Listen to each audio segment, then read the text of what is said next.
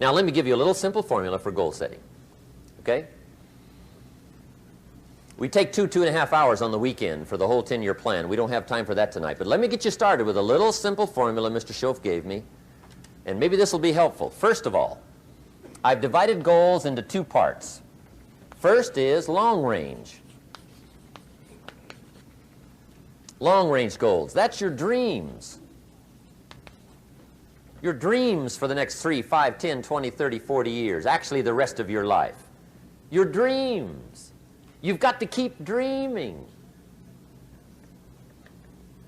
Ronald Reagan, president, said to the joint session of Congress a few weeks ago, "The Republic is a dream. And if we don't keep dreaming, we will lose the Republic." Your better future is a dream for yourself and for your family. Where do you want to go? What do you want to do? What do you want to be? What do you want to see? You've got to dream dreams. There's a Bible phrase that says, without dreams and visions, people perish. You've got to have something to go for that inspires the heart and the soul. Dreams.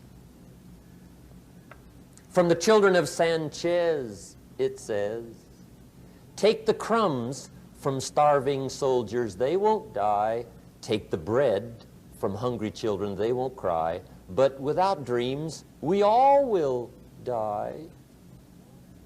You've got to dream. Don't lose your dreams for yourself, for your future, for your family. The dreams of love and enterprise and travel and doing things, becoming something unique on your journey here. Don't lose your dreams. Do some dreaming. That's long-range goals. You've got to have those. So that's number 1. Here's the second part of goals, short-range. Short-range goals. That's your goals for tomorrow, this week, this month, this year, the immediate future. We call these confidence builders.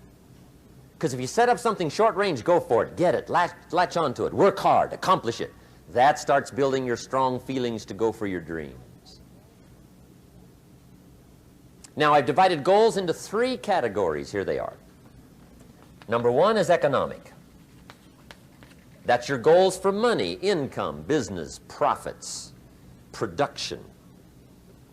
Economics. Make sure you've got your economics well planned. Economics plays a major role in everybody's life. Economics is major, which means it ought to be meticulously well planned for tomorrow, this week, this month, this year, long range. What if you asked somebody tomorrow if you could see their meticulously well-planned list of economic goals? What would they probably say? They'd say, you some kind of a nut? You must be weird. Hey, I found out what success is. Success is doing what the failures won't do. Make sure you've got your economics well planned. It'll put you in the top 5%. One of the key little subjects we talk about on the weekend is the 7 fundamentals for wealth and happiness. And that's one of them, well-planned economics. It's a fundamental if you want to do well. Join the top 5%. Anybody in this room can join the top 5%, if you will. Okay. Now here's the second category of goals, things. Make a list of the things you want. And on my list of things, now I put everything. Little things as well as major things. Doesn't matter how small it is, it goes on my list. I used to just put major things, cars, homes. I don't do that anymore. I now load my list with everything. Everything. And the reason is, part of the fun of having a list is checking it off. That's it. Boy, at the end of the day, if you can go, got it, got it, got it, got it, got it, got it, whatever it is, right? You get into the habit. So load up your list, the things you want. Now, when you check off something major, celebrate. That's an important point to make. Celebrate your achievements. Live it up. Have a party when you reach something you've worked for a while. See, we all grow from 2 experiences. One is called the pain of losing. The other one is called the joy of winning. We need both of them. Amplify them as much as you can, which also means make losing painful. If you set up something, fooled around, didn't get it, put it on yourself.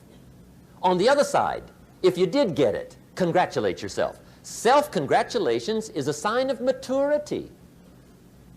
Seeking congratulations is a sign of immaturity. But hey, winning and losing, see, that's what it's all about. That's the name of the game. Now, some people lead such mediocre lives, at the end of the day, they don't know whether they're winning or losing. They got no clue. Guy's just going through the day with his fingers crossed.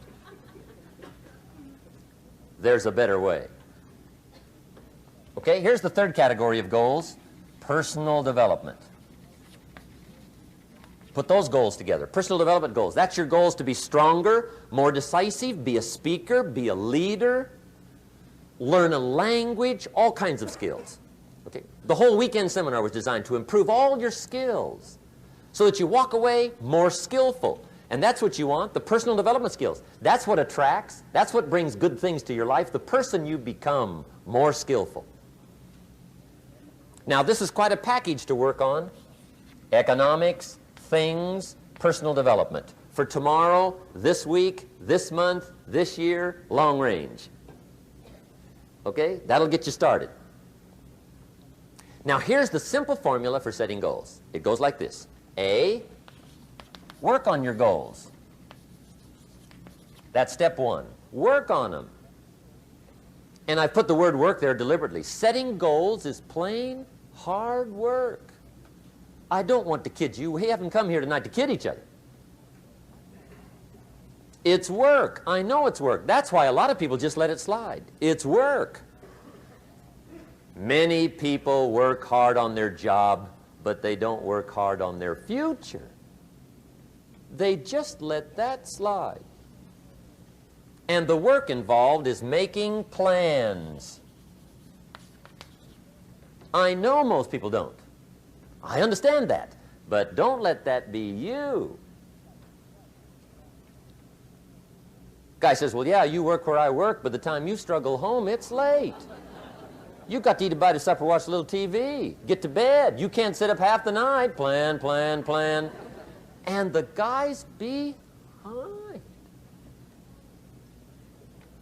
Good worker, hard worker, sincere. But you got to be better than sincere, working hard. You got to be better than a good worker. You got to be a good planner. Somebody once wisely said, the people who fail to plan are planning to fail. Well said. So work on your goals. Here's step two. Write your goals down. That's so important. I teach my staff around the world, put your goals in your journal. Because one of the major people you want to study is yourself. Say, here's the list of goals I put together 3 weeks ago. Here's the list of goals I put together 2 years ago. Here's some of the changes I made, rearrangement of my priorities.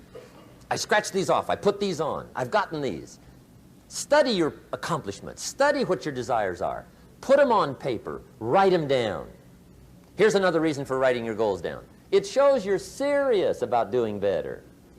And to do better, you gotta get serious. You don't have to be grim, but you must be serious. Everybody hopes things will get better. Everybody hopes. Poor people hope. That ought to tell you something. It means the future does not get better by hope. It gets better by plan. I used to have the affliction called passive hope. It's an affliction. It's bad. Probably what's even worse than that is happy hope. Now that is really bad. That's bad. Happy hope. The guy's 50 and he's broke and he's still smiling. See, that's not good. So get serious about your goals. Put them on paper. Write them down. There's all kinds. His goals, her goals, their goals. Business goals, financial independence goals, family goals. I mean, there's so many things to work on this that if you don't get busy and work on it, sure enough, the time will pass. And sure enough, 5 years from now, you'll wind up where you don't want to be, wearing what you don't want to wear, driving what you don't want to drive, being what you don't want to be. Now's the time to fix it. Now, here's the third step to your goals. Check the size of your goals and the kinds of goals. How big they are, what kind they are, affects you. And here's one of the important phrases of the evening. Your goals are affecting you, whatever they are. Your goals affect your handshake. Your goals affect your attitude, personality. Your goals affect the way you walk, the way you talk, the way you dress. All day long, we're being affected by our goals. Now, some people have goals, but they have such lousy goals. The effect is bad. I asked a guy one time, what are your goals for this month? The guy said, look, if I could just scrape up enough money to pay these lousy bills. That was his goal. I'm not saying it isn't a goal. It's a goal, but it's such a lousy goal, the effect is bad. You don't jump out of bed on Monday morning and say, oh boy, another chance to go out and scrape up the money to pay my lousy bills. See, you don't do that. Usually you say, oh, not another Monday.